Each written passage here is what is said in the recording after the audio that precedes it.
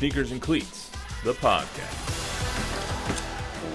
Welcome back. It is December 2nd. This is episode 154 of the Sneakers and Cleats podcast. Don Harris, Chuck Miketinac, Matt Roy. What's going on, guys? Hello, Matthew. Happy post-Thanksgiving. Everybody have a good Thanksgiving? I Yes. think I've seen you since you went on your little vacation. How was your Thanksgiving there, Don?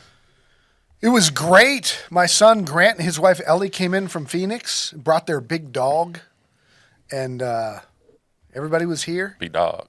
We all had Thanksgiving with my brothers. My mom and dad got to come, and it was wonderful. See all the family. It was a great time. Very nice. Chuck? We did too. My daughter and my new son-in-law had Thanksgiving at their house, and my daughter's mother-in-law, nice woman, great family, came down to help prepare, and man, we ate like kings. Yeah. And it was outstanding, and then we headed to College Station. Yeah, we're going to get into that here in a little bit. How was College Station, though? Just It was great. The whole environment was outstanding. I mean, nobody throws a party like an Aggie party. I mean, it was really, really a lot of fun, and I think if we're all being fair, the best team won. I think that we can all agree fair on statement. that one. Speaking of the Thanksgiving food, the food that you brought me was absolutely delicious. Good to hear. It was wonderful. I'm going to clean your Tupperware and give it back to you. But it was so Give it good. the old tongue treatment. Yeah, right. There you go. I've got two fairly new daughters-in-law, over the last 3 or 4 years, and they both cook, and they're chipping in now. And Ellie's green beans were just off the chain. These are new. Green bean casserole or just green beans? Huh? These are new to the Thanksgiving mix. These are new to the Thanksgiving mix. Yeah, things are new to the Thanksgiving mix, including, I know you don't want all the details, but the green beans she makes with a pound of bacon. How do you mess up anything with a pound of bacon? Right? And she leaves all the fat. She leaves all the fat in the pan after she fries the bacon, takes the bacon out, puts the green beans in all the fat with 5 cloves of garlic, and then she chops up the bacon and adds it back in there. Oh, my goodness. Yeah, it's kind of cool, right? When your family starts expanding, you start to get to experience New recipes. what they like, Yeah. what they grew up with, and so that was cool too. So shout out to Yeah. Leah, Emily, and of course my wife Melissa made Stuffnik. Was outstanding. Oh, yeah. How would that go? I First- talked about it with my family. Yeah, first thing to go. It's always the first thing to go. What is it? What did you say? Stuffnik. What is Stuffnik? Oh, you didn't hear about this last time? So it's stuffing, but it's got grated Italian sausage in it, and you throw some gravy on there, and you could go and we did for days with that. That sounds. It's the first thing to go, though. The leftover Tupperware bowls, Gone. that's the first thing that goes. Yeah, my brother's jalapeno cornbread, too, was Nice. wow.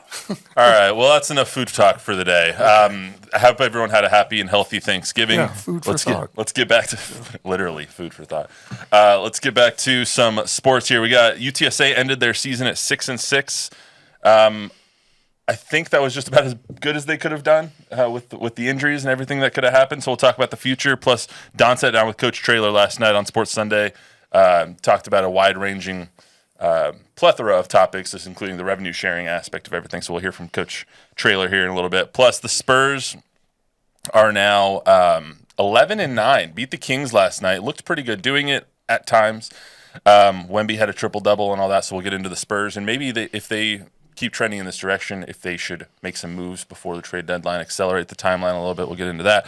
Plus, Chuck alluded to it already. College Station was the Epicenter. Yeah, the epicenter of the sports world. It's a good word for it. It was a heck of a game that the Longhorns tried to give away multiple times, but just couldn't end up doing it.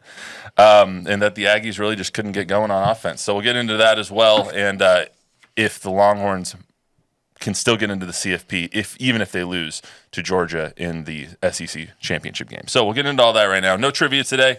Skip that. Save Chuck the headache on that one. So we'll go right into UTSA. Or actually, excuse me, we'll go right into the Spurs here. So the way I did this rundown is kind of messed up. Anyway, so we'll get right into the Spurs. They beat the Kings 127-125. Real fast. What's I've got a random trivia question for you guys, what's just up? because I had one last night on Sports Sunday. Who's the last running back to run for over 200 yards in the Texas A&M rivalry? Ricky Williams. Cyrus Gray, Texas A&M, 2010. Who knew? 223 yards. Not me. Shout out Cyrus Gray. Yeah. Shout out. All right, see, trivia anyway. There you go. You got it. Anyway, the Spurs won last night, 127-125. They've now won 5 of their last 6. Wemby went for a triple-double. They hit a franchise record 23 three-pointers last night, and they shot 50%, so 23 for 46, so that was pretty good. They had a really bad first quarter defensively. The rest of the game defensively looked pretty solid. What were your takeaways from last night's game, guys? Again, my takeaway continues to be with this team is when you shoot 23 of 46 from 3 and set a franchise record for three-pointers made and you only win by 2, that tells you that you didn't play great in other areas. And, you know, I'm not going to go hunting for things to criticize Wemby or the Spurs about, but I do think in this new NBA, every team seems to have, every time we turn on the TV and watch the Spurs, the opponent seems to have 4 young guys that are just snipers from 3. And the Spurs seem to have that at times. Devin was good last night from 3. Wemby was 5 of 9. Keldon hit big threes. CP3 hit big threes. Champagny was okay. If they can continue to do that, fine. But I still think they, with all of their depth and their talent, when you talk about Jeremy, Keldon, Julian, Devin, all those wings, Castle, I do think they could entertain a trade of one of those guys for a specialist. You know, the Bertans, McDermott, Connect type of three-point shooter. Chuck?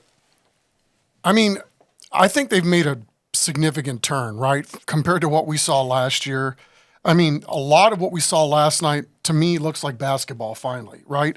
And I don't know. I mean, you know, the thought you threw that out there, should they make a draft, or should they make a trade before the deadline?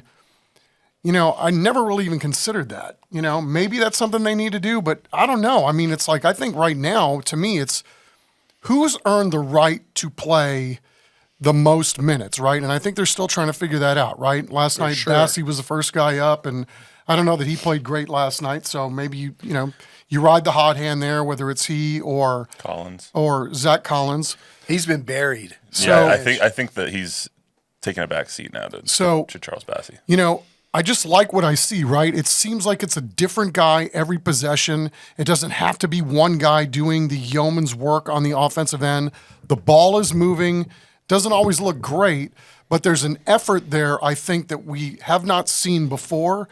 And even if it's moving the ball and then everybody's got a wide open 3, I mean, the fact that they made that many threes last night, that's pretty damn good, considering it wasn't that long ago we were talking about this is a team that can't shoot. Yeah, I mean, literally the first couple of games of the season, we were like, what the hell is going on? Why are they keep taking all these threes and they're missing And they're three-quarters of streaky. them? They're streaky. They have good games where everybody shoots pretty well from 3, and they have games where they go 5 of 24. Yeah, I mean, Steph shot really well last night, too. Steph Castle. Yeah. He shot pretty well. And he didn't have a good game other than shooting. He was really bad at times. That was one of his roughest games. Yeah. And Wemby, too. Wemby really struggled in the first half and made a lot of bad turnovers. But when they lock in and play defense, and that's what's going to be good when they get Jeremy back.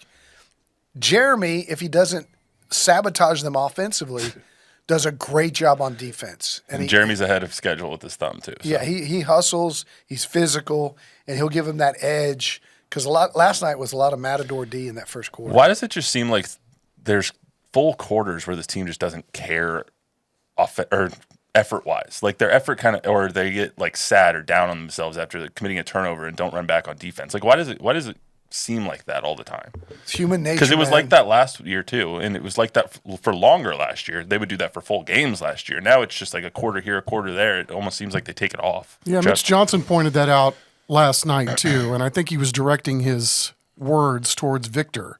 You know, there's certain plays, certain possessions where, you know, there was a play you and I were watching last night. Ball's moving, everything looks good. Boom, somebody throws a turnover. He instantly drops his shoulders, you know, his head drops down, and then he's slow to get back on defense. But if you can have less of that for all of them, not just Victor, and you're playing like every possession is the last possession you're going to get on the floor. And Mitch talked about that last night too, where we don't need anybody saving themselves for the fourth quarter. We're dispersing the minutes enough. We've got a deep enough team that you should be playing balls to the wall and with maximum effort every moment that you're on the floor. And when you start getting gassed, we're going to put somebody else in. But, to be pacing yourself through the course of the game, I think, again, he was directing that at Victor. Yeah. If I can read between the lines, that, they're going to be onto something. You've got a great, great player. Now, how do you maximize his greatness? I think that's the challenge at this point. And I think we got to be careful, myself included, to, like I said, go hunting for criticisms of Victor. At the end of the day, he's got 34 points, 13 rebounds, 11 assists. I mean, he's got a historic triple-double line with 5 threes. It's never happened before, like 3 guys ever maybe. The first center to ever do that.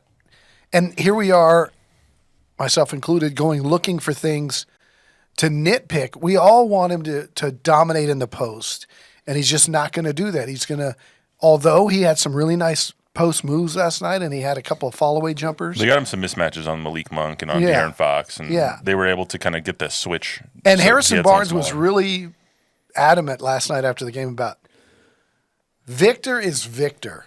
And we got to be careful not to want to make him Kareem or anybody else. He's going to play his style of ball. He's learning. He's open to learning. He watches a ton of film. He wants to get better.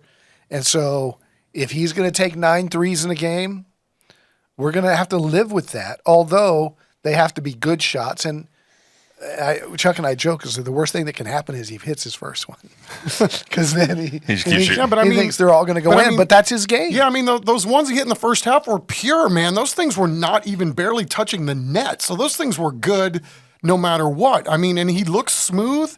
And when they leave his hand, everything looks good when it leaves his hand. I'm not saying he doesn't need to take more threes or, he needs to be playing around the basket a little bit more at this point. I mean, he's proven that, if he gets a wide open shot and he feels like they're going to go in, and especially if the first 2 or 3 go down, then of course it then becomes a heat check. But I think, to what Mitch Johnson was talking about last night, okay, this is what we've got. We've got a very skilled guy who's very tall. He's obviously a freakish athlete. How do we maximize and make the triple-double a quadruple-double next time if we can get the most out of him that we think we can get out of him? Yeah. Well said. So they're 11-9 now. They possibly, if they keep going on this trajectory, you said maybe trading somebody for a specialist. And we had kind of kicked that around this offseason, but now that we've seen that this team has clearly improved, that they do have some sort of cohesiveness, that they might be in the hunt for a play in or play off spot. Who's the odd man out in this rotation? I don't know. You have so many. It would be a bad contract, and they really don't have any bad contracts. Zach, maybe. And so, Is the only one. Yeah, you could get rid of Zach, but then they're thin up front. They've got Wemby, Bassey, and Mamu, and Collins, and that's it. So I don't know that, unless they can trade for a stretch 4 that can also guard inside, and that's just a scatter shooting. That's just one. I don't know that they need to trade for a specialist. I just know that in today's NBA, maybe Wemby's the guy. I don't know. You're going to have to shoot and make a lot of threes to win every night. You might need a Danny Green, someone like that. Yeah, somebody like that.